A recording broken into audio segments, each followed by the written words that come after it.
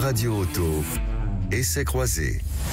Chaque dimanche, Sud Radio et ses partenaires de Mobility TV essayent pour vous un véhicule sur le marché du neuf avec ses 3 spécialistes. Aujourd'hui, Mélina Priam, journaliste à l'Auto-Journal. Nous sommes avec Cédric Fréhour. Vous êtes chroniqueur auto au journal Les Échos, fondateur de la plateforme Sans Bornes. Et nous sommes avec Stanislas Laroumet, journaliste automobile également, à 16 heures perdues à l'Auto-Journal et fondateur de Ma Voiture Idéale. Aujourd'hui, on essaye pour vous la Kia Niro. Voiture idéale ou pas ? Ah, voiture idéale. Voiture électrique en tout cas. Moi j'ai trouvé que elle avait progressé en design, en habitabilité, en coffre. Malheureusement, en termes de prestations et d'autonomie, le Niro progresse pas, voire il régresse un tout petit peu en termes d'autonomie. Ça reste pas mal, hein. Kia a beaucoup d'avance sur l'électrique. Ils annoncent 460 km d'autonomie. Je vous parle d'autonomie parce que c'est quand même le nerf de la guerre quand on parle de voiture électrique. Mais dans la vraie vie, puisque la vraie vie n'est pas celle qui est annoncée sur les catalogues, eh bien on fait 250 km sur autoroute, ce qui est pas beaucoup. 350 sur route et à peu près 400, 420 en ville. Donc c'est pas mal, mais c'est comme l'ancien. Donc là, je trouve qu'il n'y a pas assez de progrès. En revanche, plus de confort, plus de techno, un gabarit un peu en hausse. C'est une Kia, donc c'est forcément une bonne voiture aussi. Hein. Une bonne voiture. Vous aimez les bonnes voitures, vous, Mélina Priam ? Oui, et puis on n'est pas obligé de rouler en électrique si on veut rouler en Kia Niro. On y revient toujours. On y revient toujours.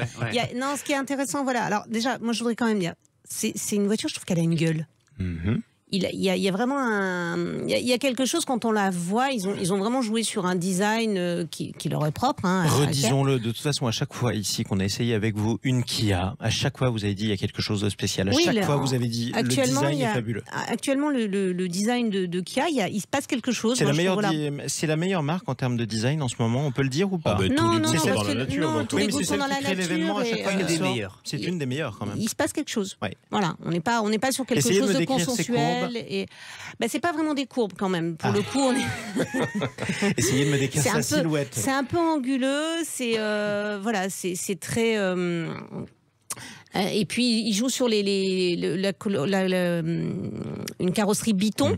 Une carrosserie Biton. Oui, c'est-à-dire que vous avez un gros bandeau noir à l'arrière. Enfin voilà, c'est vraiment du design. À bord, vous avez, c'est toujours un jeu d'écran tactile, mais c'est également assez bien fait et c'est réussi. Voilà, donc il y a une gueule, il y a une ambiance et on n'est pas obligé de rouler en électrique.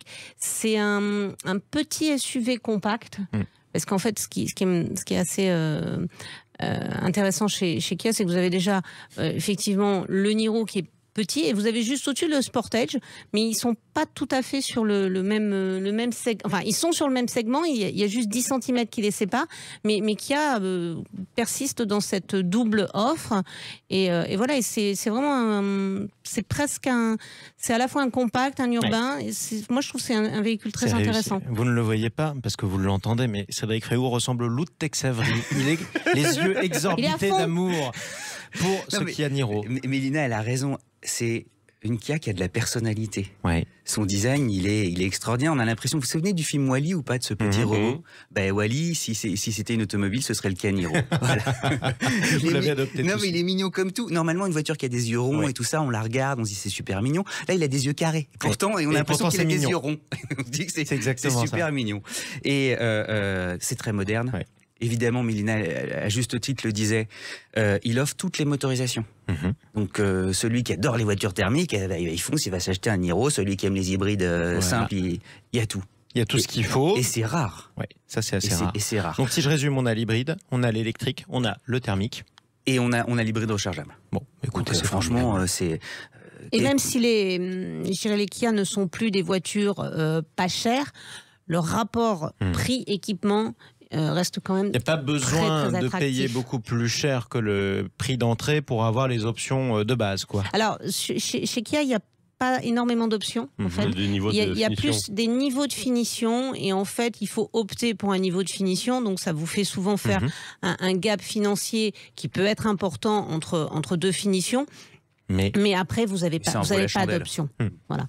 Le plaisir de conduire en Kia Niro. Pas mal. Franchement, c'est très bien. Moi, j'aime beaucoup. J'aime beaucoup cette voiture. Je trouve que la banquette arrière est un peu ferme. Alors ça, c'est un petit détail, mais bon. Comment vous avez fait pour la conduire en étant sur la banquette arrière? Non, mais alors, vous savez que parfois je m'arrête, je ouvre la porte du conducteur et je me monte à l'arrière et je vois un peu ce que ça fait. Non, mais c'est une bonne voiture. Alors, on parlait du prix, 31 790 € en version de base. Je parle de la version électrique. Hein. Oui. C'est à la fois dans le marché, mais c'est pas très cher en effet par rapport à. Ça se compare à une Volkswagen ID4, hein, c'est ça? Oui. Ou ID3? Oui. ID3, ID4. Alors voilà, ID4. Ouais. ID4. Et non, mais enfin voilà, il n'y a pas grand-chose à reprocher à une Kia Niro. J'ai noté les défauts. Voilà, c'est ce que je vous disais. Ah si. Il y en a un quand même, parce que comme je suis un peu grand, et ça c'est un défaut sur beaucoup de voitures asiatiques, c'est que l'assise est trop courte. C'est-à-dire qu'elle arrive à peu près à 3/4 de mes cuisses, donc sur long trajet, c'est fatigant, mais comme les longs trajets on n'en fait pas, puisque c'est une électrique, ça va. Bon, c'est pratique là-dessus, vous êtes quand même Tu peux en mauvais. faire avec une hybride rechargeable ou une hybride simple. Il y a un truc quand même que Stanislas omet, c'est qu'elle a un mariage entre de très beaux écrans pour plaire justement aux geeks. Ah mais ceux-là je les aime bien, parce qu'ils sont faciles à utiliser. Ils sont faciles à utiliser, et elle a encore des boutons notamment pour régler la clim. Oui, donc c'est le meilleur des mondes. Donc la meilleure interface, elle est pratique, c'est pas compliqué, et en même temps on a encore des boutons pour la clim, ce qui est quand même, ça paraît évident en même temps. Oui, c'est pas pareil, c'est pas le cas pour tout le monde. Chez Volkswagen c'est devenu épouvantable, et BMW on en parlait il y a pas longtemps, c'est compliqué aussi. Hein. Attention d'ouvrir la boîte de Pandore. Stanislas Aroumet fait partie de ces clients difficiles, c'est comme dans les restaurants, on sait toujours qu'il aime pas l'entrée par exemple. Mélina Priam, on peut faire quoi avec cette voiture, et surtout qui on est pour rouler en Kia Niro? On peut tout faire avec cette voiture. Ville, campagne, autoroute. Ville. Moi, j'aime bien le gabarit parce que justement, ça reste assez contenu. 4,42 m pour un véhicule, enfin, ce qu'on appelle un SUV compact. Donc, c'est encore supportable, à mon sens, en ville. Et puis après, vous avez quand même aussi une très bonne routière. Si vous le prenez en électrique, vous avez la question de l'autonomie. Mais voilà, mais ça fait. Vous avez des puissances. Je veux dire, l'hybride fait 141 chevaux, l'hybride rechargeable 183, l'électrique 204. Vous êtes sur une voiture ultra polyvalente. Vous faites tout et vous êtes une famille avec un enfant, 2 enfants à l'arrière. Enfin voilà, il n'y a pas de. Il n'y a pas vraiment de faiblesse. Votre mission, si toutefois vous l'acceptez, Cédric Fréau, sera de trouver un défaut. Je vais vous en trouver un. Il est, en termes de prix, très proche de l'EV6, qui est son grand frère. Donc, et tout aussi looké. Parfois on peut s'interroger et on se demande. Est-ce que ça vaut pas le coup de prendre la gamme supérieure? D'y aller carrément. Pourquoi pas? Mais c'est plus gros quand même, donc moins facile à garer aussi. Donc.